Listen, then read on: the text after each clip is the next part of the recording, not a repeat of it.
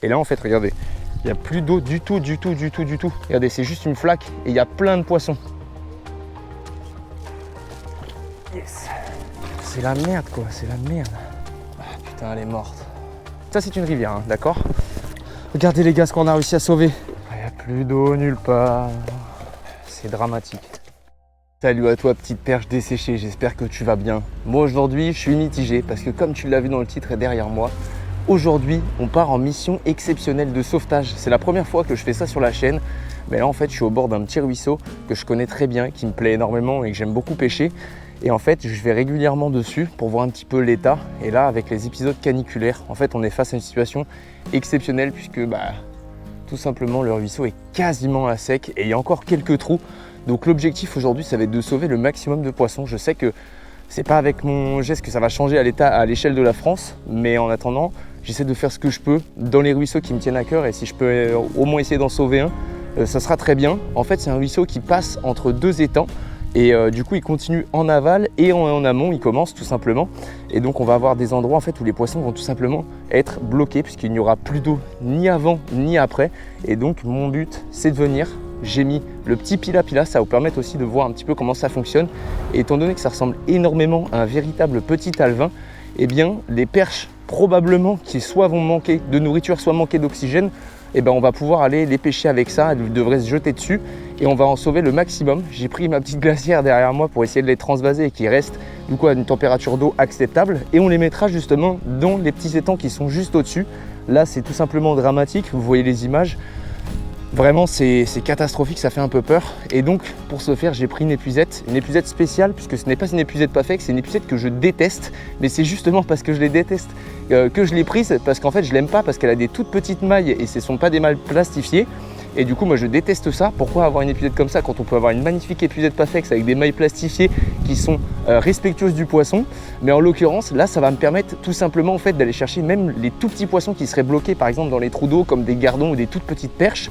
Au moins il n'y a pas de risque qu'elles passent à travers les mailles et on arrivera potentiellement à les prendre. Donc on va aller voir ça, on va commencer à marcher tout doucement le long du ruisseau, faire un peu l'état des lieux et puis derrière on va commencer à essayer de pêcher des poissons, en récolter le maximum pour pouvoir tout simplement les remettre dans un endroit où elles se plairont. On va les mettre dans des endroits où il y a énormément de densité de poissons blancs.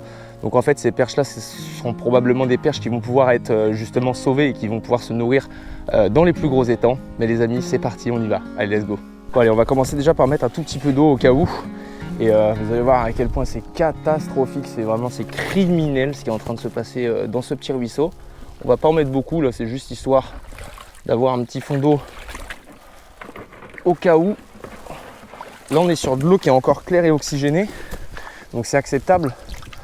Mais on n'est pas à l'abri qu'il y ait des endroits où l'eau soit vraiment marron, dégueulasse et qu'on puisse rien faire. Je vois des petits mouvements dans l'eau, donc il y a probablement un ou deux petits poissons qui sont bloqués. Je sais pas trop comment on va se débrouiller. L'idée, regardez, c'était de les pêcher au leurre. Mais là en l'occurrence, regardez, c'est juste une flaque et il y a plein de poissons. Donc l'idée ça va être d'en récupérer le maximum. Comme je vous ai dit, on va essayer de les prendre du coup avec l'épuisette si jamais on ne peut pas les prendre au leurre. Et là en l'occurrence, vu qu'il y a 3 ou 4 cm d'eau, on ne pourra pas les prendre au leurre, ça c'est garanti. Donc on va essayer de se la jouer intelligemment. On va les faisant remonter et on va les prendre comme ça. Vous voyez en fait là l'idée, typiquement là on a un petit trou, il pourrait y avoir de la perche, du gardon, que sais-je. Et là en fait regardez, il n'y a plus d'eau du tout. Donc forcément les poissons là ils sont bloqués. Donc on va peut-être se concentrer plutôt sur les parties où il y aura un tout petit peu plus d'eau. Essayer de repérer un peu les poissons affamés, essayer de les faire avec des petits leurres pour en sauver le plus grand nombre. Encore une fois, je sais que ça ne changera pas drastiquement la face du monde ce que je suis en train de faire, mais au moins je vais faire le maximum que je peux pour préserver ce ruisseau.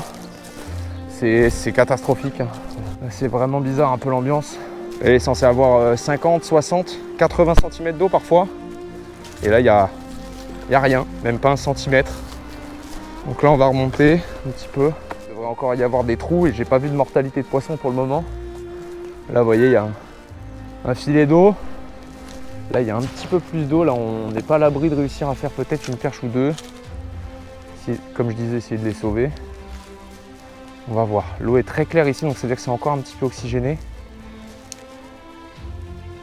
Ouais, regardez. Hop là. Allez, déjà une de sauvée.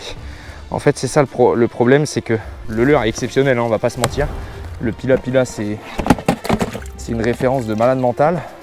Et ça imite tellement bien en fait un petit alevin que du coup, ces perches-là, en fait, là, elles sont tout simplement probablement en train de mourir de faim parce qu'il n'y a plus rien en fait dans le ruisseau. Et là, on a vu, elle s'est jetée sur le pila-pila. Donc c'est une bonne nouvelle. Ça veut dire que dans les endroits où l'eau est encore un peu oxygénée comme ici, on va sûrement pouvoir réussir à en faire une ou deux. Ça va nous permettre d'essayer d'en sauver le maximum. Donc déjà, je suis content, ça commence bien. Allez, on croise les doigts. Donc du coup, tu l'as probablement compris, en fait là, on fait d'abord le ruisseau qui est entre les deux étangs parce que c'est celui qui est le plus dépendant du niveau d'eau des étangs. Et en l'occurrence, vu qu'il y a beaucoup de chaleur, je ne sais pas si ça pompe éventuellement dans les étangs, mais en tout cas, il a beaucoup baissé ces derniers temps. Donc on fait d'abord ce qui est entre les deux. Donc là, les gars, il y a une petite fosse. Donc clairement, ça peut être un endroit aussi où on va faire de la perche ici pour essayer de les sauver. Les perches, c'est principalement le poisson que je vais essayer de sauver parce que c'est des poissons qui sont très fragiles et dès qu'il manque un petit peu d'oxygène, tout simplement en fait ils se retrouvent à mourir et moi ça me fait trop mal au cœur de voir ça. Vous voyez là on a une zone et sauf qu'au dessus il n'y a plus d'eau et en dessous il n'y a plus d'eau quoi, donc c'est vraiment dur. Si on se débrouille bien, dans les fosses ils devraient se jeter dessus parce que je pense qu'en fait ils n'ont plus rien pour s'alimenter donc on reste un peu loin pour voir et on va essayer d'animer de sorte à ce que on fasse du poisson. Effectivement, il y a énormément de perches qui sont bloquées dans ce trou d'eau. J'ai vu au moins les gars une vingtaine de perches dans le trou d'eau qui sont bloquées. Donc là, c'est maintenant où il faut agir. Le trou d'eau d'avant, j'en ai vu qu'une, elle a mordu. Et là, j'en ai vu plein. Et elles avaient l'air de vraiment toutes vouloir mordre sur mon leurre. Donc comme j'ai prédit, je pense qu'elles doivent vraiment plus du tout. Je pense que ça va faire toute la différence parce que là en fait elles ont besoin de manger et elles mangeront tout à l'heure quand je vais les relâcher dans les temps. Et là pour l'instant ça commence bien. Regardez, à chaque lancer les gars, littéralement à chaque lancer je fais un poisson. Il y en a au moins une dizaine, on va essayer de toutes les sauver. On va essayer de toutes les sauver les gars. On va en sauver le maximum. Pour l'instant ça commence bien.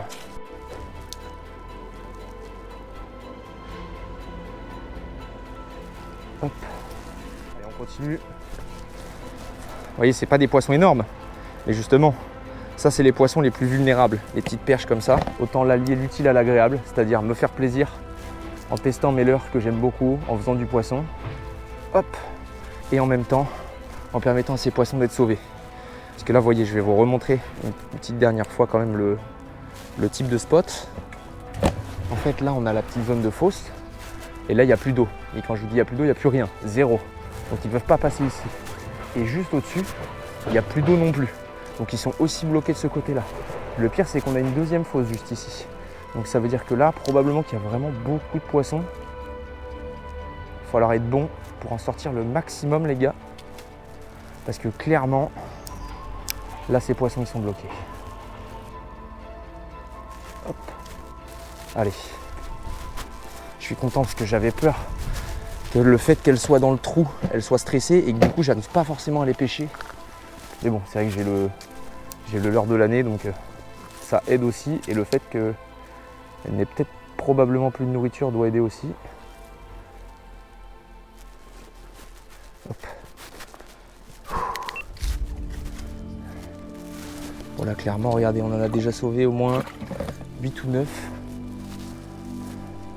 Bon, je fais vraiment le maximum pour essayer de tous les faire. On n'est pas à l'abri aussi de tomber sur un petit brochet, un petit cendre qui se serait échappé des étangs et qui serait coincé aussi.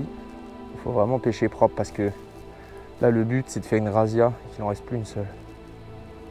Il faut tester à droite, à gauche, faire le max. Parce que là à l'épuisette c'est impossible ici malheureusement. Ok, j'ai l'impression que déjà j'en ai eu pas mal dans ce trou d'eau. On pourra revenir aussi tout à l'heure, en vrai. C'est essayer de décanter un peu la zone pour essayer de faire les dernières restantes un peu plus tard. Hop. Il en reste encore une ou deux. Bon, on a quasiment tout pris dans le trou. Et là vous vous dites qu'il y a peut-être assez d'eau en fait pour qu'elle reste, et effectivement c'est le cas. Mais en fait le problème c'est que vu que c'est de l'eau stagnante et que du coup ça ne s'écoule plus ni à gauche ni à droite, en fait c'est de l'eau qui va très vite devenir très marron et du coup qui va continuer évidemment de baisser. Et sauf que plus elle va devenir marron, plus elle va perdre en oxygène, et plus elle va perdre en oxygène et plus les poissons vont suffoquer en fait. Donc même s'ils ont de l'eau, s'ils ont de l'eau mais que c'est de l'eau stagnante et qu'il n'y a plus assez d'oxygène, elles vont finir par crever. Et on n'est pas à l'abri qu'il y ait un trou qui soit un peu comme ça d'ailleurs dans le futur. Donc c'est ça qui me fait peur aussi là, sur ce petit ruisseau. C'est pour ça que je les enlève justement pendant qu'elles sont encore un peu vigoureuses. Et le problème c'est que vu qu'il n'y a plus d'arrivée d'eau ni en bas ni en haut, mais il n'y a pas non plus d'arrivée de petits poissons en fait. Donc là les perches, elles sont contraintes de manger des algues ou des morceaux de feuilles, des trucs vraiment qui n'ont aucun sens. Et c'est pas suffisamment nutritif pour elles, ce sont des carnassiers. Et donc en fait on va se retrouver tout simplement avec des poissons qui vont, comme je disais, qui vont mourir. C'est d'une tristesse sans nom, mais c'est la vérité. Et là je suis aujourd'hui là en mission sauvetage aussi pour faire prendre conscience des enjeux de certains endroits. Justement en fonction de si ça pompe sur les rivières, des grosses canicules, de prendre les mesures nécessaires, en tout cas d'essayer de faire le maximum pour que les rivières, les ruisseaux, les étangs se portent un peu mieux et surtout qu'on n'ait pas une mortalité de malades dans des petits ruisseaux comme celui-ci quoi. Bon allez, on va faire un petit bilan déjà de ce qu'on a vu là dans cette première partie. On en a 2, 4, 6, 8. Ouais, on en a 8, 9. Je mets pas trop d'eau pour l'instant. Donc là on va aller continuer. On reviendra faire ce trou d'eau vite fait. Des fois qu'il en reste une ou deux mais qui sont un petit peu agités vu qu'on a fait les autres. Et je pense que j'ai fait au moins 80-90 poissons. Enfin 90% des poissons qui sont dedans. Là vous voyez, pareil, 3 cm d'eau, 4 cm d'eau. Il y a un ou deux endroits où il y a un tout petit peu plus. Je vois pas de poissons ici. Probablement qu'ils se sont bloqués dans le trou qui était en bas là où je les ai fait d'ailleurs. J'essaie de regarder au mieux en fonction des endroits. Il y a un tout petit peu de fond, donc même si je vois pas nécessairement de poissons, je vais quand même essayer à chaque trouée. On n'est pas à l'abri. Parce que si, comme dans l'autre trouée, les poissons, les petites perches, qui sont les poissons les plus vulnérables là, eh bien, elles sont affamées. Si on a une ou deux qui sont coincées, un peu comme dans le premier trou d'eau, elles devraient se jeter dessus, même si elles voient ma présence. Elles savent que je suis là pour les aider. Et puis après on va continuer et on va essayer de faire le max dans les autres trouées. J'ai peur en amont et en aval aussi du ruisseau parce que là je suis au milieu. En amont j'ai pas trop peur parce que le gros étang c'est celui qui est le plus haut, mais le petit étang en aval qui est censé alimenter le ruisseau est très bas. Donc on n'est pas à l'abri qu'il y ait plus d'eau qui coule et qu'on se retrouve encore une fois avec des poissons qui soient pris au piège. Et ça, ce serait dramatique.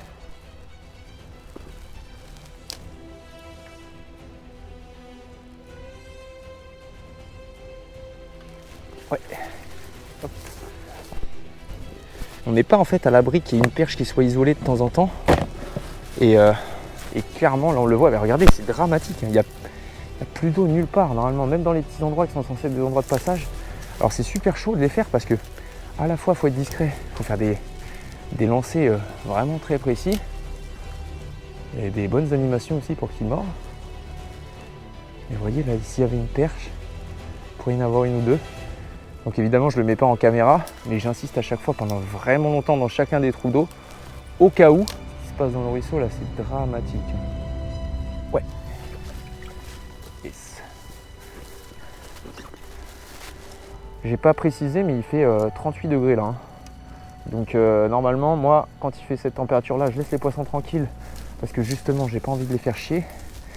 Sauf que là, en fait, la grosse différence, c'est que si je suis pas là, ils vont mourir. Ouais. Et il y a même, regardez, les perches sont correctes. Hein. Là en compète, ça fait plus de 15, hein. Ça compte. Hein. Donc ouais. Là ça fait plaisir. Ça fait plaisir de voir que j'arrive à en sauver quand même pas mal.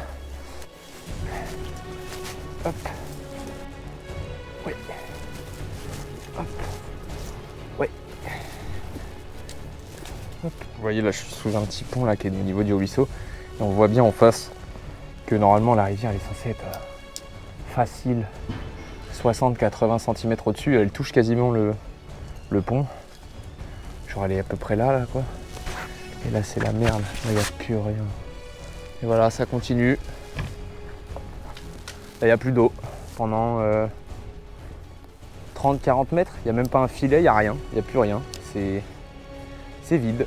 Vraiment faire en sorte d'essayer de récupérer le max de poissons. J'ai vraiment pas envie qu'ils crèvent dans le ruisseau.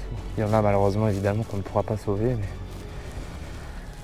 Mais bon, on fait au mieux. C'est dramatique. J'ai dit 50 fois mais regardez là. Plus d'eau du tout, rien. Walou. Voilà la rivière, magnifique. Voilà, ça continue. Plus d'eau, du tout. Plus d'eau. Là, il y a un mini trou, mais c'est quasiment impossible qu'il y ait un poisson ici. Il n'y a pas d'eau. Il y a 3 cm quoi. Il n'y a plus d'eau nulle part. Plus d'eau. Là, il y a de l'eau. Là, il y a une petite fosse. Là, les gars, on a peut-être un espoir de sauver quelques poissons. Là, l'eau, elle est de plus en plus marron, ça me fait très peur. Hein. Ouais. Yo. Voilà. Allez, ça c'est un peu correct. Bon, je suis obligé de faire des manipulations de fou pour réussir à faire les poissons. Mais ça vaut le coup, les gars. On n'est pas là pour se plaindre, on est là pour sauver des poissons. Allez, c'est reparti, regardez. Plus 1 cm d'eau. Plus rien là. Sur 30-40 mètres. Plus rien encore. Plus une goutte d'eau. Rien. C'est dramatique. Ok, là j'ai vu du poisson. Là, c'est ce que je redoutais, regardez. La couleur de l'eau. L'eau est dégueulasse. On voit vraiment rien du tout. L'eau est absolument ignoble. Ça, c'est des eaux qui manquent cruellement d'oxygène, les gars. Donc là, ça fait peur. Là, ça fait peur pour les poissons ici. C'est un beau trou d'eau, hein. Mais là, il y a un problème d'eau, là. La couleur est pas normale. Il y a du poisson. Il y a du poisson, mais ils ne mordent pas. Vu que l'eau est trop peu oxygénée, je pense que les poissons sont bloqués. On va essayer un peu encore au leurre. Et on va peut-être devoir essayer de les faire à l'épuisette. C'est la merde parce que là j'ai vu au moins 3-4 poissons. Il n'y en a aucun qui mord sur le leurre. Ça sent pas bon. Ça sent pas bon pour sauver ce trou d'eau là. Bon là les gars, malheureusement l'eau est vraiment trop dégueu. Les poissons ne mordent pas du tout. Ils sont vraiment amorphes. Donc là en fait l'idée ça va être d'aller en waders. Je me suis mis exprès en waders pour pouvoir voir au cas où. Et vu que comme je vous ai dit c'est des petites mailles que moi j'aime pas du tout. Mais du coup qui sont pratiques pour accrocher entre guillemets les poissons.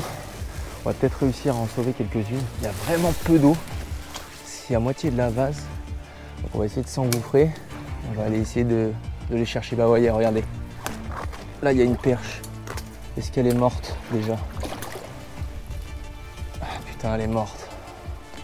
On va la poser sur le côté, ça nourrira entre guillemets les renards. Ça fait chier. Pour ce trou d'eau typiquement, j'arrive un petit peu tard. Et voir de la mortalité comme ça me casse les couilles. C'est vraiment chiant quoi. Je suis même pas sûr de réussir à en attraper une parce que c'est vraiment pas facile d'attraper des poissons comme ça quand ils sont pris au piège et qu'on les voit pas. Ils ne mordent pas sur le leurre parce que je pense qu'ils sont tous à moitié amorphes là avec l'oxygène qu'il y a dans l'eau ici, c'est-à-dire très peu. Regardez là, on voit des poissons.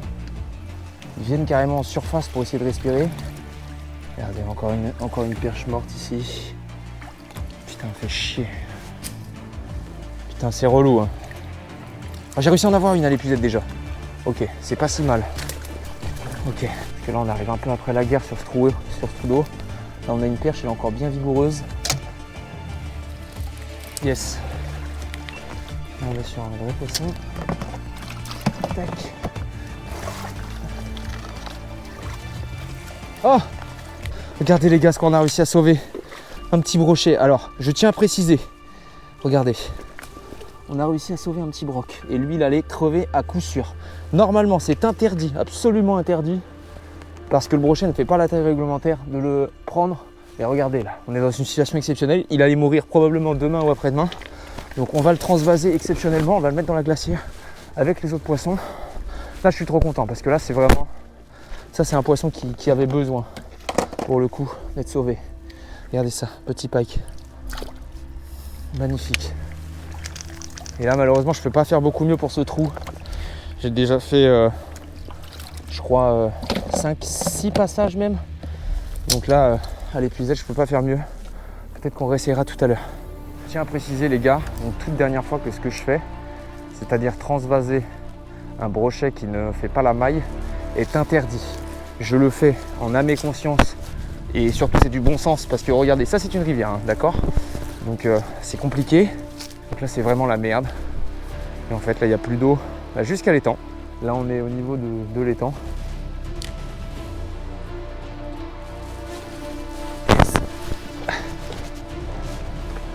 Hop. Allez, là, je suis sur le retour. Je refais une ou deux trouées que j'ai vues tout à l'heure. Hop. Je leur ai rajouté un peu de flotte pour qu'ils soient plus à l'aise dans leur glacière.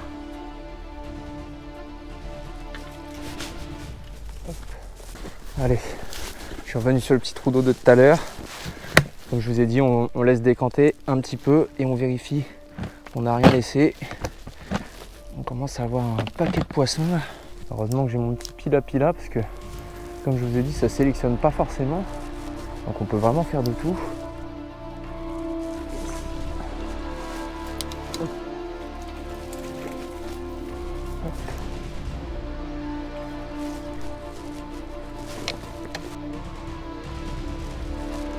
Yes. Regardez-moi cette perche, elle est jolie celle-là. C'est sur un beau poisson. Là.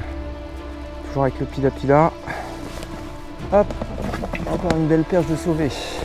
En vrai, on fait un bon job là. Je pense qu'il y a quasiment plus de poissons ou quasiment plus aucun en tout cas.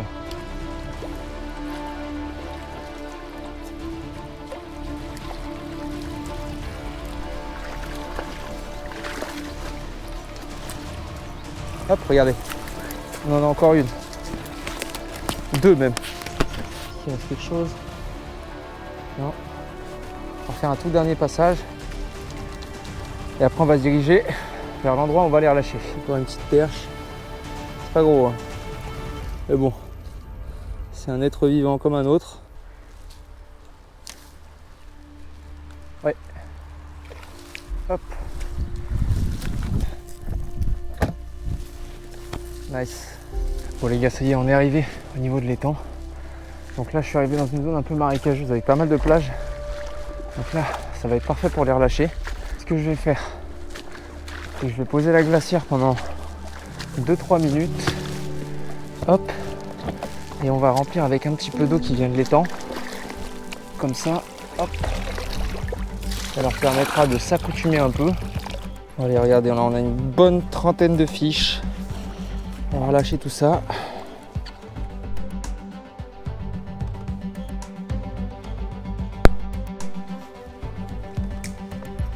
Hop. On a une belle perche aussi. Hein. Hop. Tac, tac. Tout le monde part tranquillement. Il reste plus que le petit pike. Petit pikey. Hop. Magnifique. Bon les gars, on a lâché la première salve, probablement la dernière d'ailleurs. Donc là, je suis très content. On les a mis dans un espace beaucoup plus grand, avec beaucoup de zones d'ombrage. Il y a des petits ruissellements et tout, donc ils ont quand même un petit peu d'oxygénation. Ils en auront forcément plus que dans des flaques d'eau où ils étaient voués à mourir.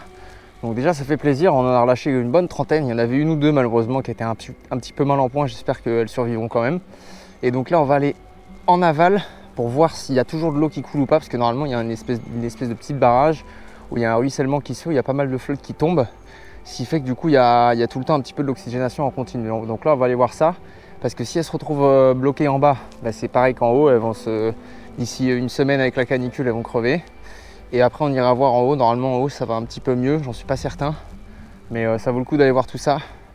Et en tout cas, bon bah c'est cool, j'ai fait ma petite action, même si comme j'ai dit, ça changera pas la face du monde, mais je peux être quand même content de moi. Bon là les gars, on est en aval de l'étang, du coup du plus bas. Donc il y a encore un petit ruissellement. Donc il va continuer d'oxygéner un peu l'eau, elle va pas trop baisser. Donc normalement a priori c'est relativement correct. On dirait en fait là qu'il y a une espèce de tuyau en fait qui sort de l'étang en dessous et au-dessus. Donc il y a un ruissellement, mais il y a aussi une arrivée d'eau je crois en bas. Donc ça change pas mal de choses.